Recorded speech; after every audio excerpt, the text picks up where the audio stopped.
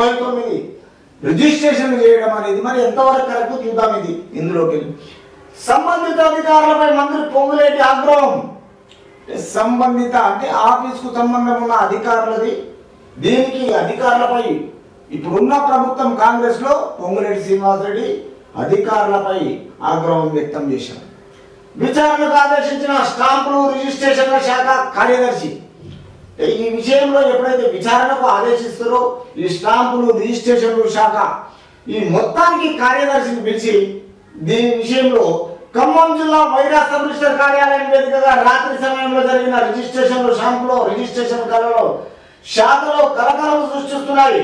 కొద్ది రోజుల క్రితమే కార్యాలయంలో ఒకే రోజు రాత్రి నుంచి అర్ధరాత్రి వరకు లేఅవుట్ క్రమబద్ధీకరణ పథకం ఎల్ఆర్ఎస్ ఆమోదం పొందిందని స్థిరాస్తి ప్లాట్లకు 99 రిజిస్ట్రేషన్లు చేసినట్టు తెలిసింది.